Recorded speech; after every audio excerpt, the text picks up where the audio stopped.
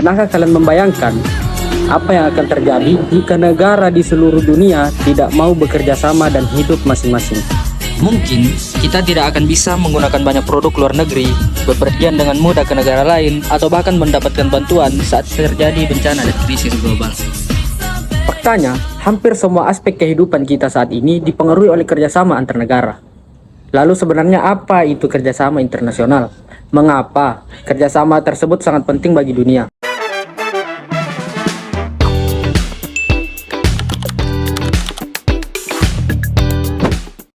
Halo teman-teman, perkenalkan nama saya Ramdan dari Universitas Kaltara Fakultas Ekonomi. Pada video kali ini saya akan membahas tentang kerjasama internasional antar negara, mulai dari pengertian, tujuan, bentuk-bentuk kerjasama, hingga manfaatnya bagi masyarakat yang ada di dunia. Sebelum membahas lebih jauh, mari kita pahami terlebih dahulu apa yang dimaksud dengan kerjasama internasional. Jadi kerjasama internasional adalah hubungan yang dilakukan oleh dua negara atau bahkan lebih untuk mencapai tujuan bersama yang saling menguntungkan.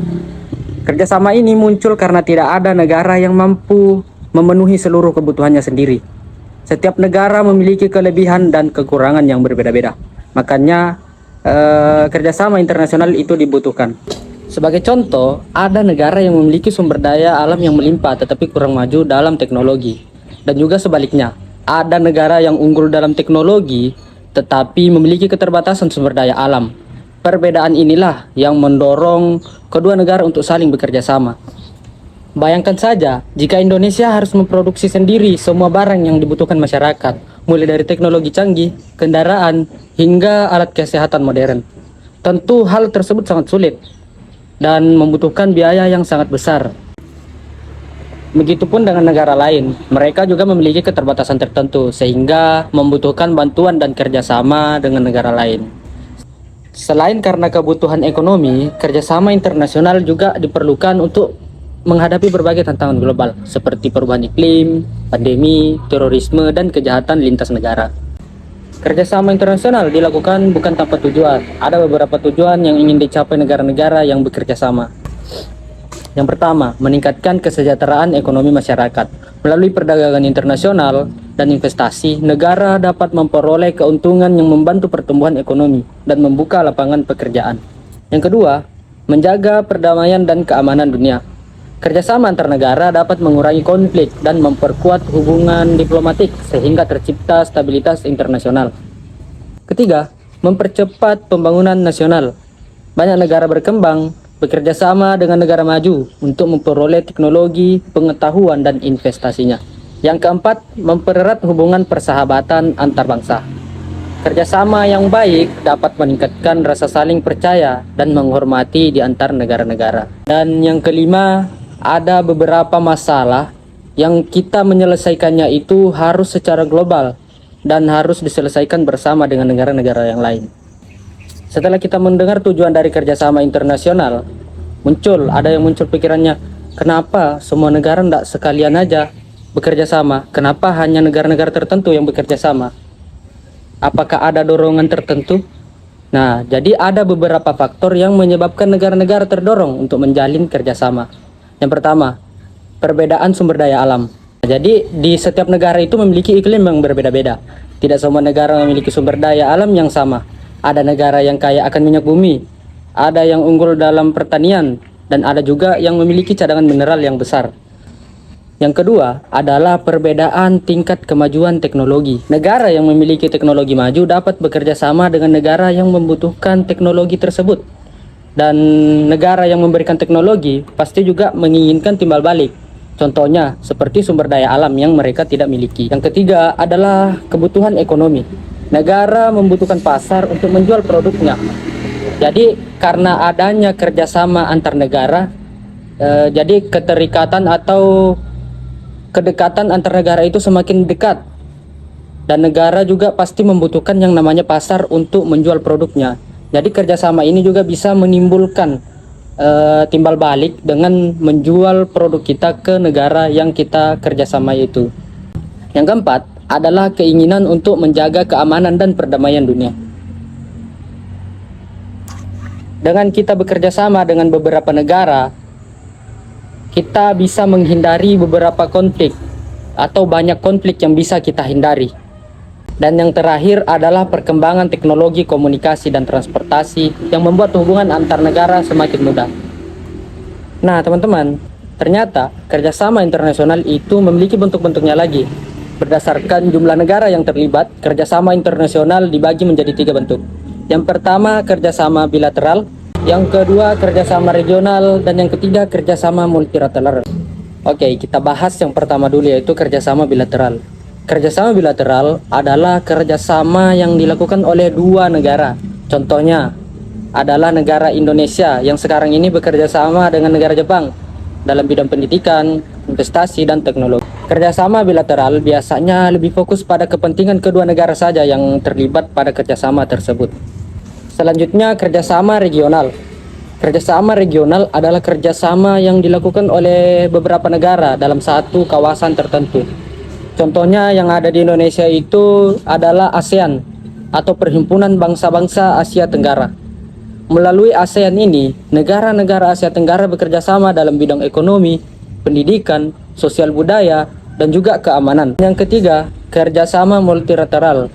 Kerjasama yang melibatkan banyak negara di kawasan dunia. Contohnya yang paling sering kita dengar yaitu PBB, singkatan dari Perserikatan Bangsa-Bangsa. Organisasi ini menjadi wadah bagi negara-negara untuk membahas berbagai persoalan global seperti perdamaian dunia, hak asasi manusia, dan pembangunan yang berkelanjutan. Muncul pertanyaan, berarti kerjasama internasional hanya berpengaruh dan memiliki keuntungan untuk negara ya? Tentu saja tidak teman-teman. Mungkin kita berpikir bahwa kerjasama internasional hanya dilakukan oleh pemerintah, padahal dampaknya bisa kita rasakan setiap hari. Saat menggunakan smartphone, komponen-komponen yang ada di smartphone itu rata-rata dikeluarkan dari luar negeri. Contohnya China, Amerika, yang kita gunakan sehari-hari. Dalam ranah pendidikan, mahasiswa ketika mendapatkan kesempatan belajar di luar negeri melalui program pertukaran pelajar atau beasiswa internasional, itu juga merupakan bentuk kerjasama antar negara yang berdampak ke masyarakat. Bahkan ketika negara saling membantu saat bencana alam atau pandemi, itu adalah contoh nyata kerjasama internasional yang memberikan manfaat ke masyarakat. Setelah kita membahas manis-manisnya kerjasama internasional, tentu saja ada juga tantangan dalam kerjasama internasional. Meskipun memberikan banyak manfaat, kerjasama internasional juga menghadapi berbagai tantangan. Setiap negara memiliki kepentingan yang berbeda-beda, sehingga terkadang sulit untuk menyatukannya. Selain itu, perbedaan budaya, perbedaan sistem politik, dan juga kondisi ekonomi juga dapat menjadi hambatan dalam pelaksanaan kerjasama internasional. Namun, melalui komunikasi yang baik, sikap yang saling menghormati, dan komitmen bersama, berbagai tantangan tersebut pasti bisa diatasi. Dari pembahasan-pembahasan yang kita pelajari tadi, dapat kita simpulkan bahwa kerjasama internasional merupakan hubungan yang dilakukan oleh 2 negara atau lebih untuk mencapai tujuan bersama yang saling menguntungkan. Kerjasama internasional lahir karena setiap negara memiliki kebutuhan dan juga keterbatasan yang berbeda-beda. Oleh karena itu, negara-negara perlu saling bekerja sama dalam berbagai bidang seperti ekonomi, pendidikan, sosial budaya, dan keamanan. Di tengah dunia yang semakin terhubung seperti sekarang saat ini, kerjasama internasional bukan lagi sebuah pilihan, melainkan sebuah keharusan. Kenapa saya bilang keharusan? Karena melalui kerjasama yang baik, negara-negara dapat menciptakan dunia yang lebih damai, lebih maju, dan juga lebih sejahtera. Sebelum mengakhiri video ini, mari kita kembali pada pertanyaan yang ada di awal. Apa yang akan terjadi jika setiap negara di dunia hidup sendiri tanpa bekerja sama? Mungkin dunia tidak akan semaju sekarang. Perdagangan akan terhambat, pertukaran ilmu pengetahuan akan berkurang, dan berbagai masalah global akan jauh lebih sulit untuk diselesaikan. Dari pembahasan yang telah kita pelajari, kita dapat memahami bahwa kerjasama internasional bukan hanya tentang hubungan antar pemerintah atau perjanjian antar negara. Kerjasama internasional adalah fondasi yang membantu menciptakan perdamaian, kemajuan, kesejahteraan bagi masyarakat di seluruh dunia. Di tengah dunia yang semakin terhubung, keberhasilan suatu negara tidak hanya ditentukan oleh kemampuannya sendiri, tetapi juga oleh kemampuannya untuk bekerja sama saling menghormati, dan mencari solusi bersama atas berbagai tantangan global. Karena pada akhirnya, meskipun kita berasal dari negara yang berbeda, kita tetap hidup di dunia yang sama dan memiliki masa depan yang saling berkaitan.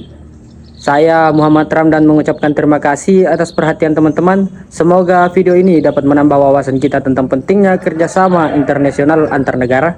Sampai jumpa pada kesempatan berikutnya. Wassalamualaikum warahmatullahi wabarakatuh.